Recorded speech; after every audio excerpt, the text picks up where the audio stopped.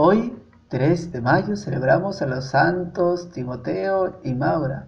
Timoteo, en griego, que significa temeroso de Dios, era lector de la comunidad cristiana local, es decir, se dedicaba a la lectura, conversación y cuidado de las Sagradas Escrituras, aunque es cierto que otras versiones lo hacen sacerdote. Era un joven e hijo de Pingol, un sacerdote de Perapa, conocido por su piedad y su profundo conocimiento del Evangelio. Aún de noche, los trabajadores de la villa se reunían en torno a él para que les leyera las Escrituras.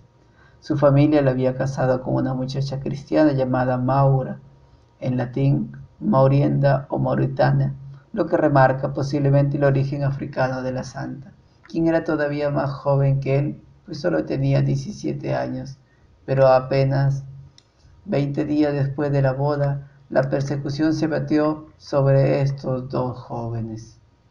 Timoteo fue denunciado ante el prefecto de la Tebaida, un tal Ariano, que mandó traerlo ante su tribunal. Una vez allí lo animó a ofrecer un sacrificio para cumplir con el edicto. Además, Diocleciano había mandado que se confiscaran y quemara cuantos textos cristianos hallaran. Y sabiendo que Timoteo los guardaba celosamente en su casa, le instó además que revelara su escondite. El lector se negó rotundamente a sacrificar a los dioses y tampoco quiso entregar los libros sagrados, de los cuales él era custodio, pues quería salvaguardar de la profanación. ¿No sabes que nadie entrega a sus hijos a la muerte? Le dijo, esos libros que yo mismo he copiado son como mis hijos. Cuando los leo, los ángeles del Señor están conmigo. Molesto por su obstinación, Ariano mandó entregarlo a la tortura para que se diese el sacrificio y la entrega de los textos sagrados. El relato de las torturas parece un poco exagerado, de allí el recelo de los volandistas. Dice la Lapacio de los verdugos, calentaron punzones de hierro hasta el punto de rojo y vivo, y se lo calvaron en el oído, perforándole los tímpanos con tanta violencia que le alcanzaron los ojos, de modo que estos le saltaron de las cuencas y se quedó ciego.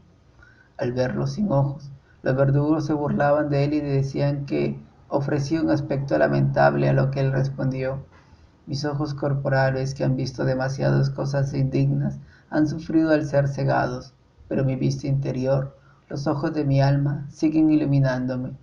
Al oír esto, Arriano mandó atarle las manos a la espalda, meterle un trozo de madera en la boca, imagino que para hacerlo callar, y colgarlo boca abajo, para incrementar su sufrimiento. El gobernador mandó colgar una pesada roca en el cuello y así lo dejaron. Pero al rato los sufrimientos del joven eran tan evidentes que incluso los verdugos se compadecieron de él y le pidieron que Arriano que tratara de convencerlo de otro modo menos cruel, pensando que así moverían el corazón del gobernador a compasión. Le dijeron que se había casado hace 20 días y que su esposa era una mujer muy joven y muy bella.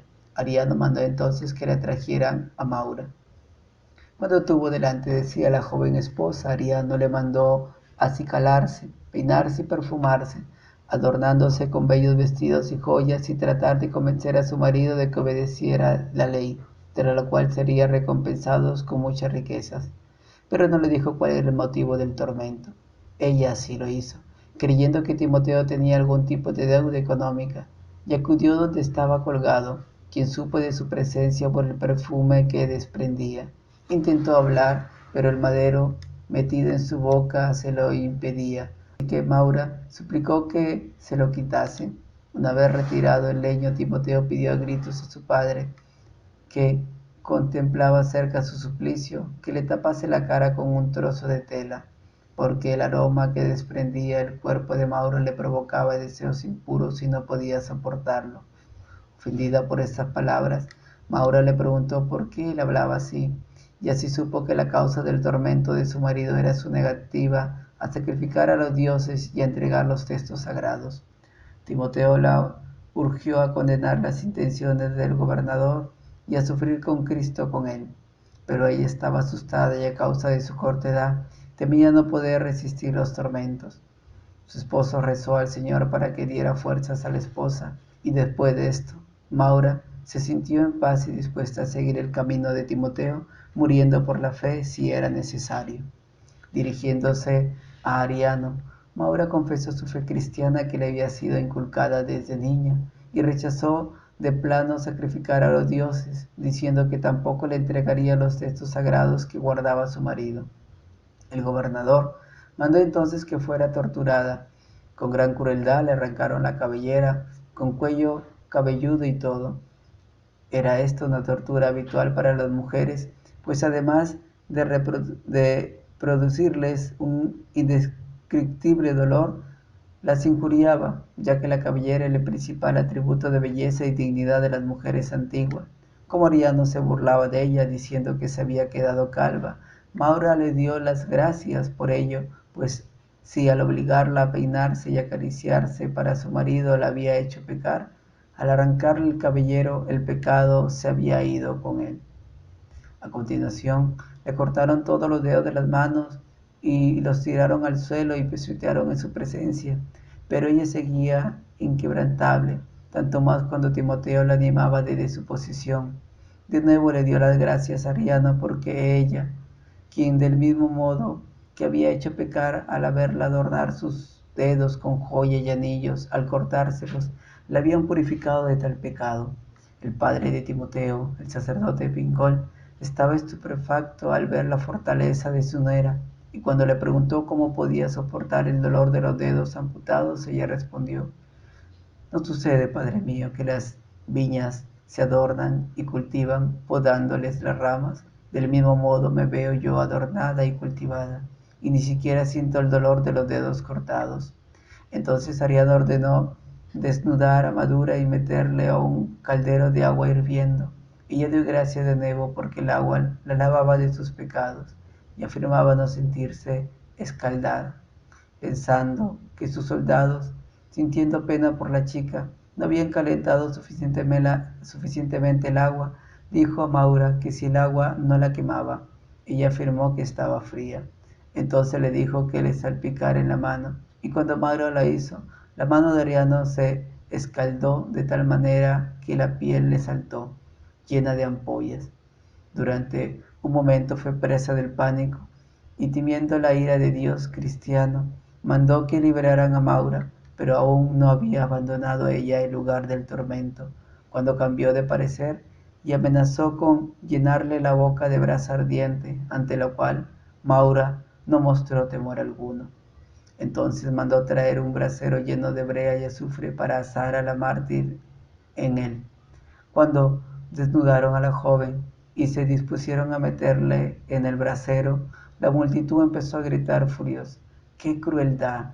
¿Cómo abusa ese tirano de esa inocente mujer?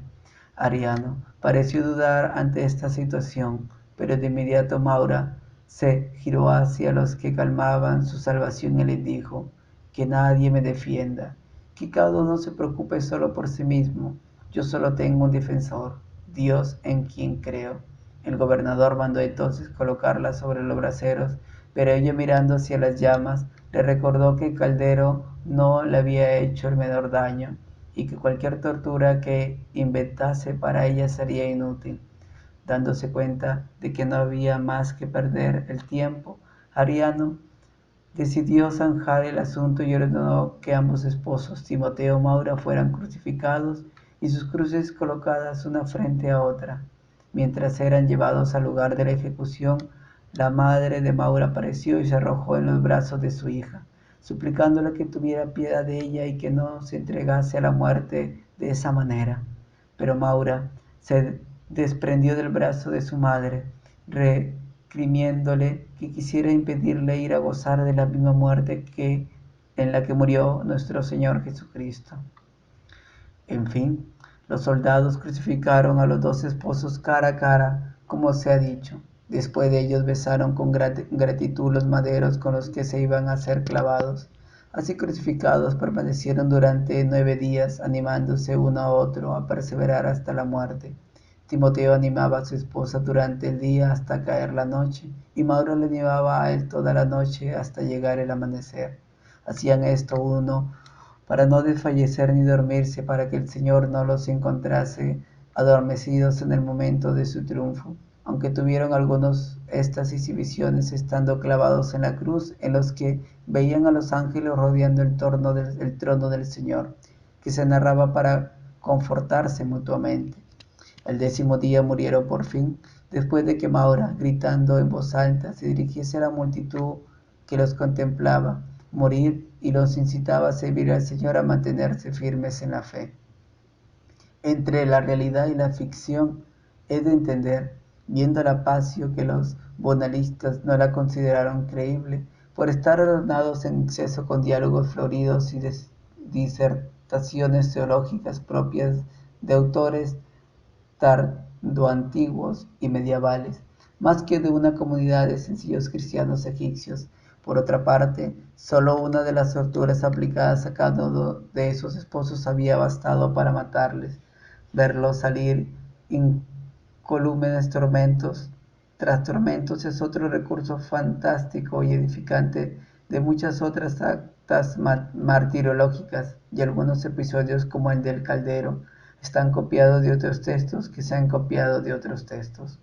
En cambio, la posibilidad de que un lector egipcio y su joven esposa fueran torturados y crucificados por no querer entregar los textos sagrados que los edictos habían mandado a confiscar y quemar, no solo es perfectamente creíble, sino que tiene rigor histórico y es coherente con el texto que estamos tratando, por lo cual no me pareciera serio dudar de la existencia de estos mártires, ni tampoco de la naturaleza de su martirio. Es la Passio lo que tiene poca credibilidad histórica, no ellos mismos, ni la causa de su martirio, por lo que se eliminan todos los detalles fantasiosos de la Passio, la palabrería, los tormentos que no hacen daño, la prolongada agonía de las cruces, etc. El relato que nos queda tiene todo sentido y toda coherencia.